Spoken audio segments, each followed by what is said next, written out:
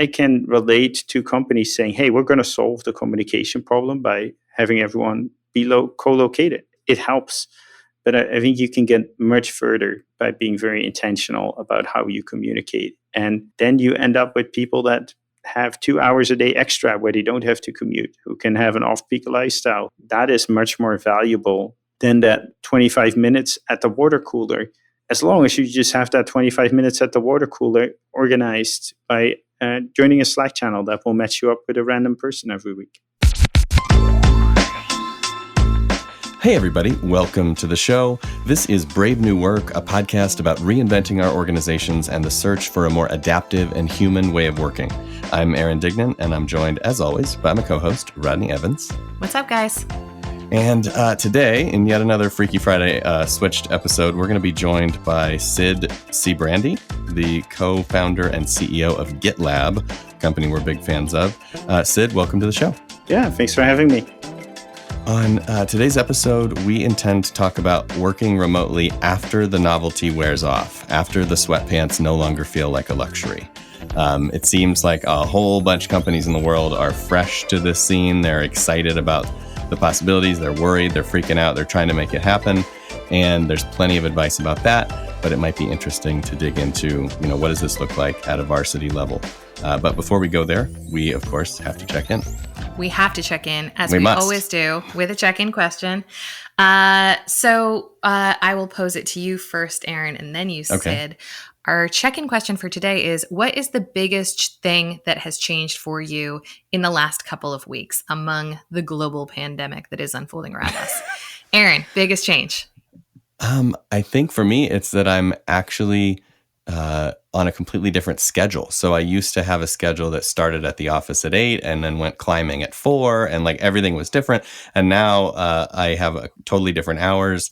I walk with the family. I walk the dog. It's like a completely different life. My windows of productivity are different, et cetera. So yeah, I'm on a whole different program now. Nice. Sid, what about you? What's the biggest change that you've seen in the last couple of weeks? The biggest change is that a lot of our team members now have kids at home that they need to take care of. So I want to be accommodating to that. We also there's this higher anxiety in the company, so we try to pay more attention to being social. For example, yesterday we did a talent show with marketing all over Zoom, and that was a ton of fun. Nice. That's awesome. For me, the biggest change is not traveling. I've traveled multiple times every month for the last 10 years, and I don't remember a time that I could just unequivocally make plans without really looking at a calendar to know whether I was physically going to be in town that day. And so true. I have realized how much psychic space that took up for me. And I'm actually really enjoying just being basically in one spot all the time.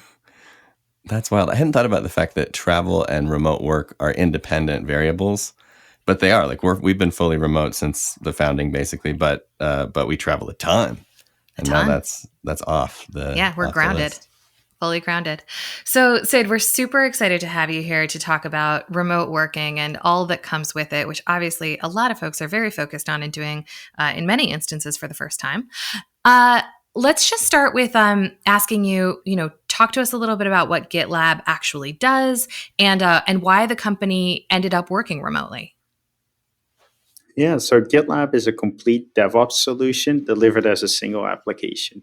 We help companies make software faster, reduce the time between deciding, hey, I'm going to do this, to getting it out there. And it contains everything you need to build software, all the way from planning what you're going to make, developing that, packaging, testing, rolling that out, monitoring it, and defending it against security threats. So it's an open source solution, and it started out like that. So in the beginning, my co-founder, Dmitry, lived in the Ukraine, and he started GitLab. He had two things he wanted to improve in life.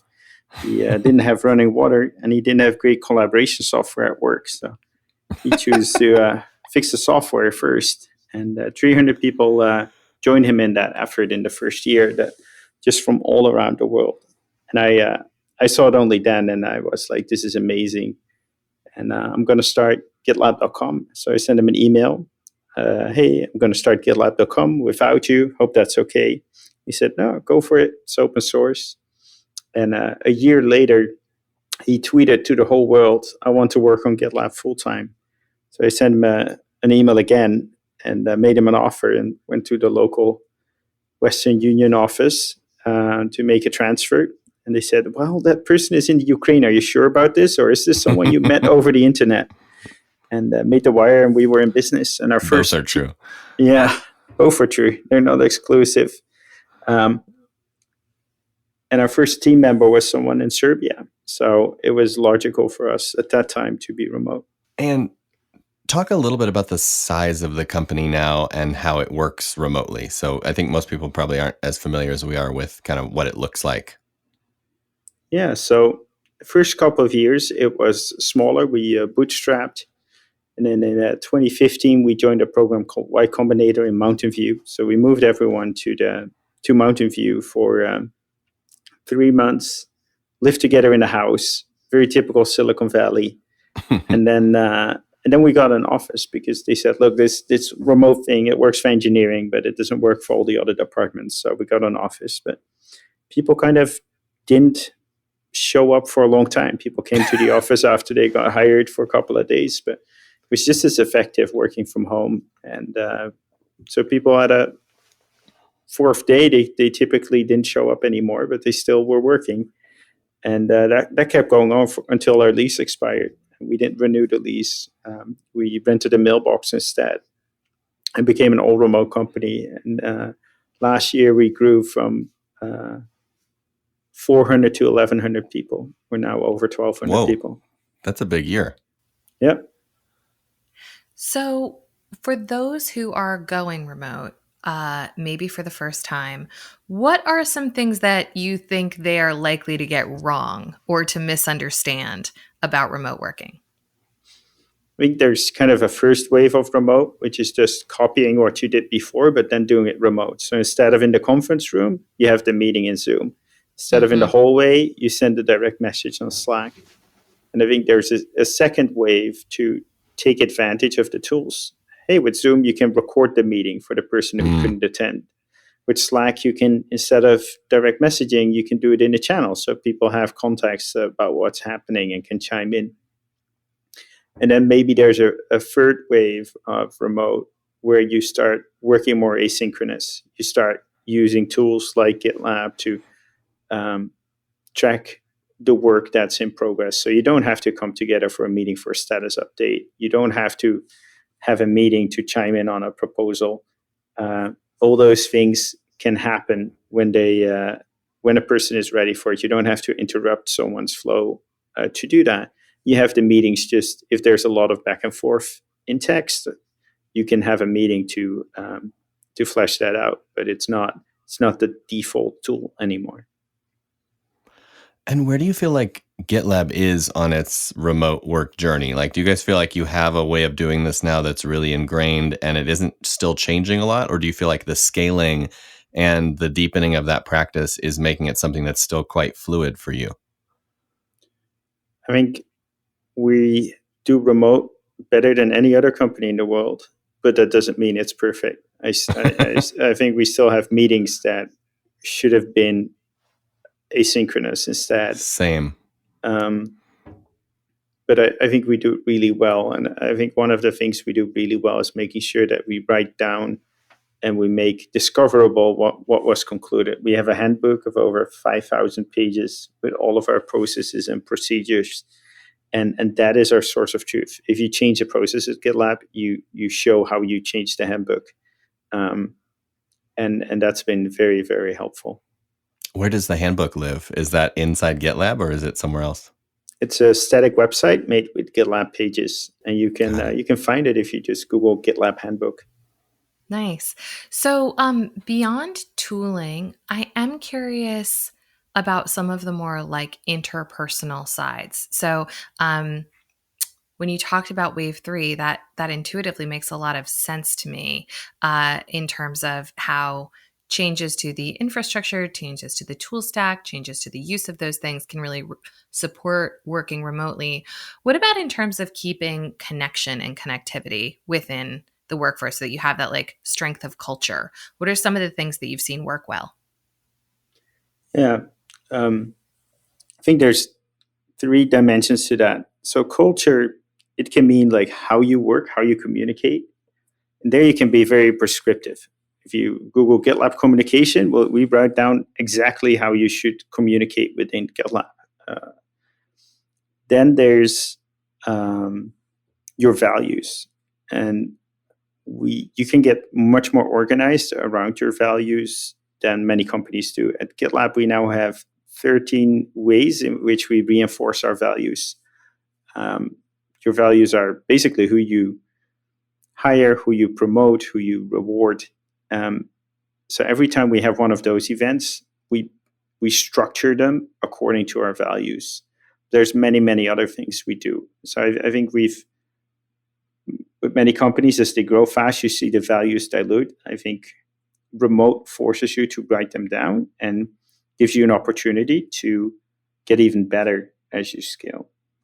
And then the third thing is the informal communication. And I think with remote, you have to be very intentional around your informal communication.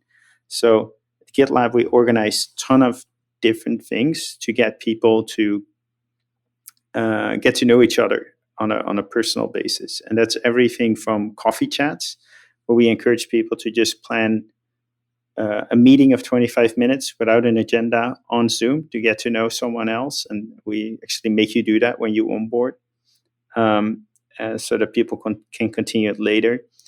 We have team socials where people just hang out an hour a week with their team and chat about work or maybe about things outside of work.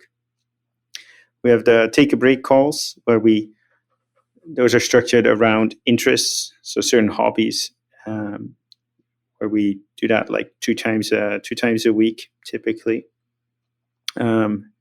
Because of COVID-19, we now have the juice box calls, which are for kids. So people actively like bring their kids together. It's been a lot of fun, and we're doing a few special things like the talent show I talked about yesterday. So there's a ton of things. The important thing is when you had an office and you were co-located, you had a lot of organic interaction. With remote, it tends to be that the meetings are more structured. So you gotta intentionally organize the informal interaction. So one of the things I really wanted to ask you about that's kind of connected to some of that informal stuff is I have seen so many guides to remote hit the market in the last week or two where everybody's like, here's how to do it, here's how to do it, here's how to do it. And obviously the GitLab one is one of the more robust and I think, backed by actual practice. But what about this doesn't fit well in a guide? What would somebody that just read the guide and went and tried to do it miss that you think would be important to understand or that just requires some measure of practice or some new mindset to operate? Yeah, I haven't found anything that you cannot write down in a guide. Thus the 5,000 pages. Yeah, I think it's sometimes a bit awkward to enforce. So that's been tough at GitLab, where someone joins the company and very well intentioned, they send around a presentation of a process they want to change and say, hey, this is the new way we're doing things. And then you have to remind people like, no, it's change it in the handbook. And their standard response is, yeah, I'll get around to that. And then, no, we learned, you don't get around to it. So change it only one time, only change it in the handbook. Don't do the presentation. Another thing is that is not intuitive and that's hard to enforce is not presenting in meetings. At GitLab, when we have a meeting and you start with your 10-minute presentation, that's a waste of time. People could have seen that presentation beforehand. You could have recorded a video and just uploaded it. So the meeting should be for interaction, not for presenting, not for broadcasting. But that's not intuitive to a ton of people. Those are two really good examples. I'm really curious on the first one. When somebody wants to make a change to the handbook, who has the authority to do that, and how is it done? Like, what if I do want to change a process? Can I do that? You can. So you can just Google GitLab handbook, and at the bottom of the page you'll find an edit button. The only thing is that someone at GitLab has to approve it. So if you don't work at GitLab, you can just tweet at me and I'll have a look at it, or just submit it, and then probably someone will have a look at it. So anybody can make a proposal, and then typically the approval is done by the person who's responsible for that department.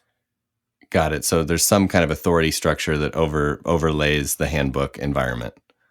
Yeah, we're functionally organized organizations. So the handbook is also functionally organized with different sections for engineering and people operations, etc.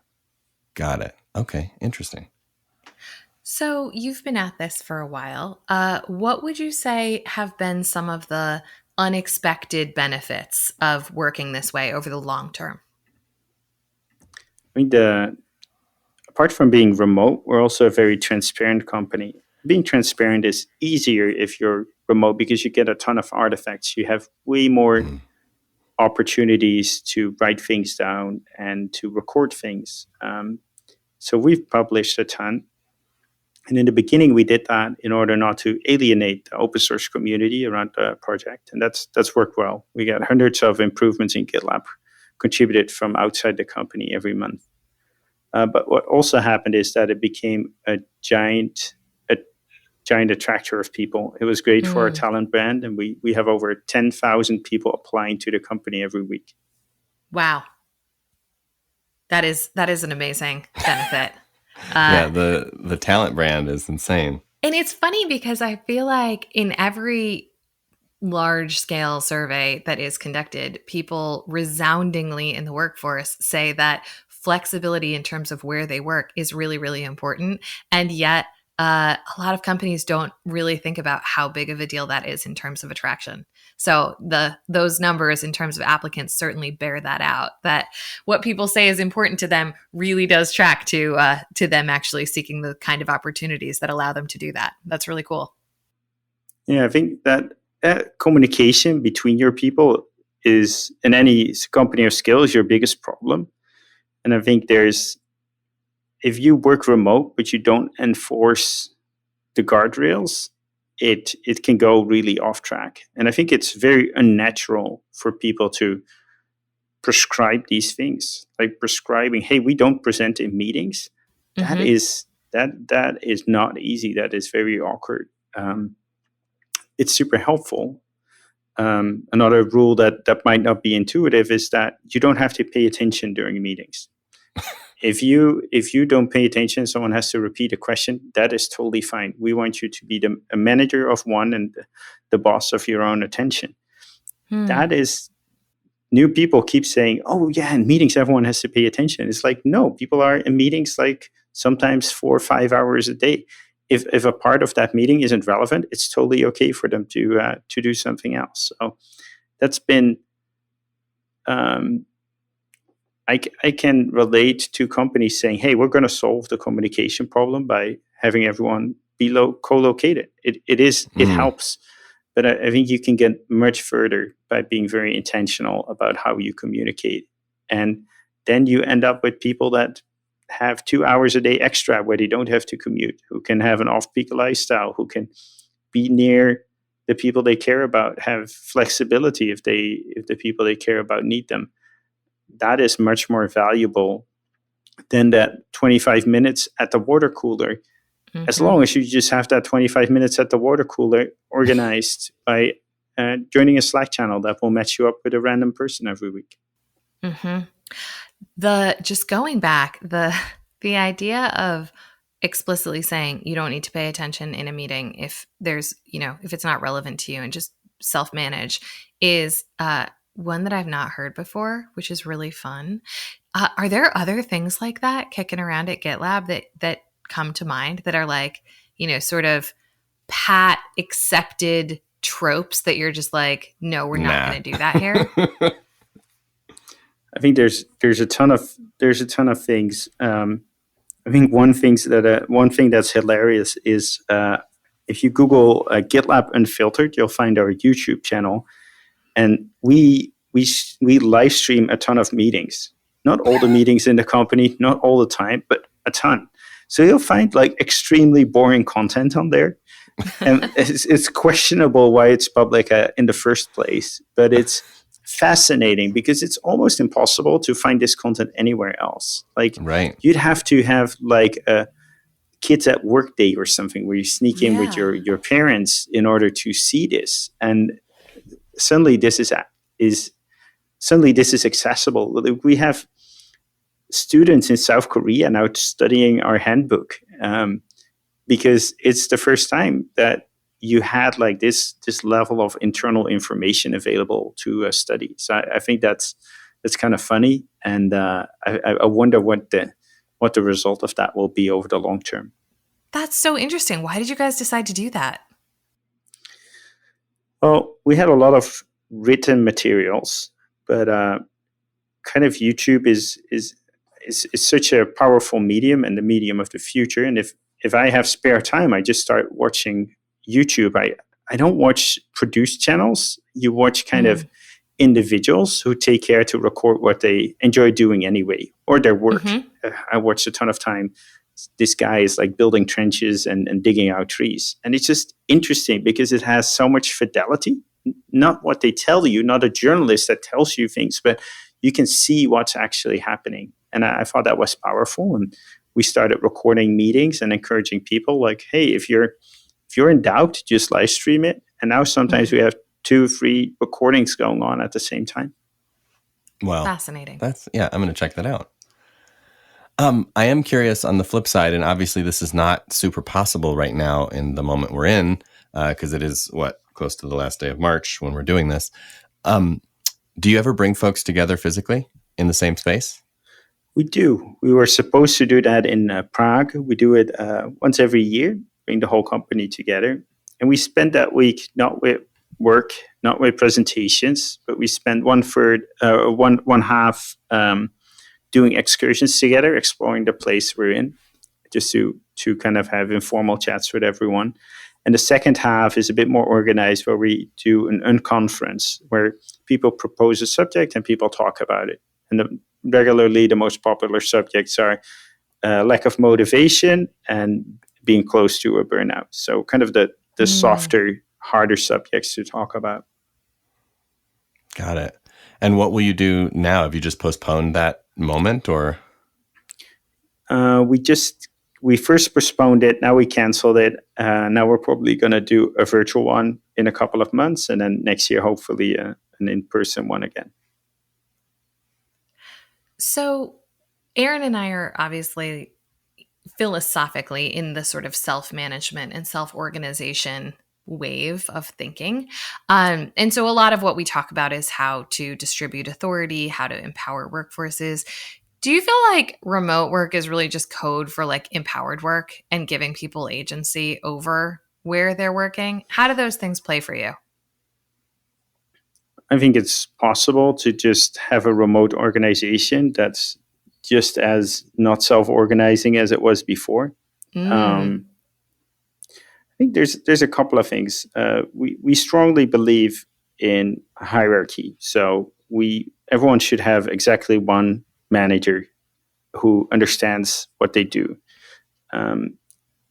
If you don't have a manager that understands what you do, it's hard to measure results. And if you don't measure results, frequently people start measuring input instead, which is the worst, because now you have to work long hours, even if it doesn't matter that much whether you work long hours or not. So we don't do cross-functional teams and things like that. We collaborate cross-functionally, but we don't have a manager that has reports that they don't understand what their output is. I do think of putting responsibility on the lowest possible level is a great idea.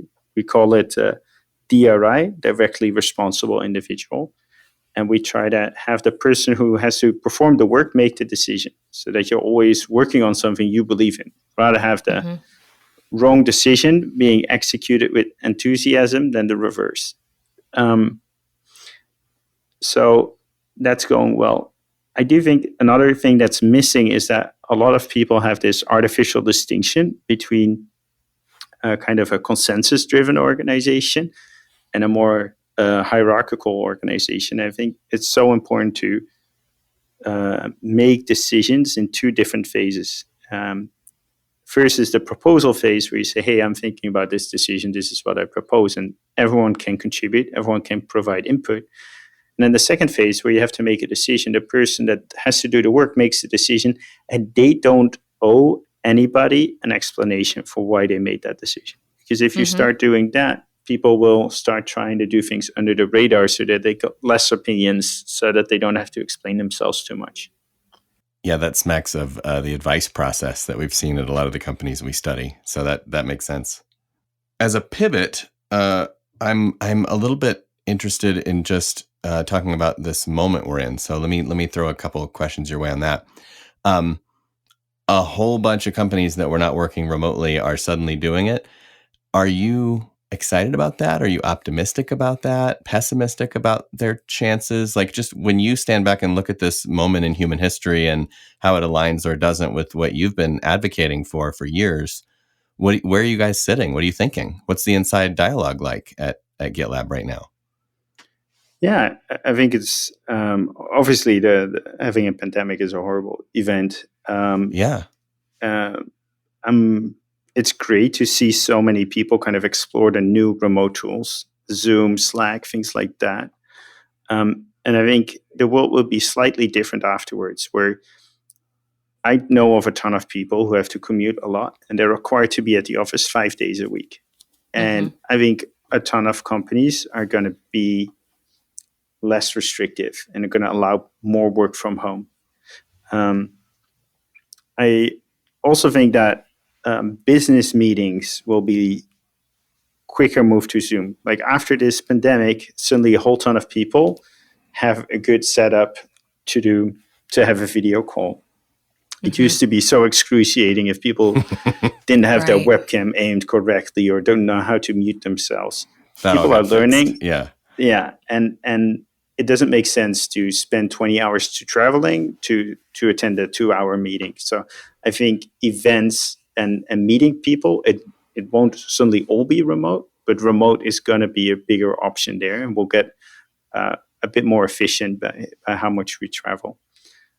So I'm excited. I'm excited about those developments. I think ideally, I think every company, every like company that produces digital outputs, part of your work should be at the office and part of your work should be from home. I think when you take the step to kind of round it down to zero, like we have done, there is no office. It opens up a ton of possibilities. You no longer need real estate. You can hire anywhere in the world. And there's going to be a bigger fraction of companies that will take that step and round it to zero and start becoming all remote. But I think the most important thing is that remote is going to be more accepted as a thing, and that's going to save on commuting time. It's going to give people more flexibility and a better work-life harmony. Yeah, that makes sense. I was talking to somebody that works at a remote technology company that we're all very familiar with this week. And he was saying to me, I had not thought about this, but I thought it was really interesting. He was like, we're considering the fact that although there's such a spike in use of things like Zoom and Slack, et cetera, right now, that because it's forced and because it's sort of painted with the brush of this societal crisis, that as soon as this is over, people will be like, oh, thank God we're done with that. Like let's go back to the way it was band. and snap back, because there's like bad association with working this way. I'm curious that have you thought at all about that? And like, what would you say to folks who might fall into that camp? Well, there's going to be a ton of people who will be really excited when they can go back to the office, not including my wife. She's looking forward to that moment already. So, yeah, that makes sense. But I think people are smarter than that. Although it's forced upon them now, they're going to get the hang of these tools and they're going to see the benefits and they'll be more familiar with how to use it. So, of course, we'll snap back a bit, but these tools are here to stay, and we're tool users. So if you hand us better tools, we'll use them better.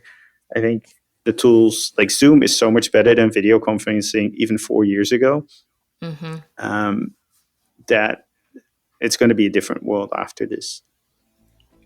Well, I think that seems like a very optimistic and lovely place to draw things to a close. So I will say, Sid, thank you so much for joining us today and sharing the GitLab wisdom. Yeah, thanks for having me. Appreciate it.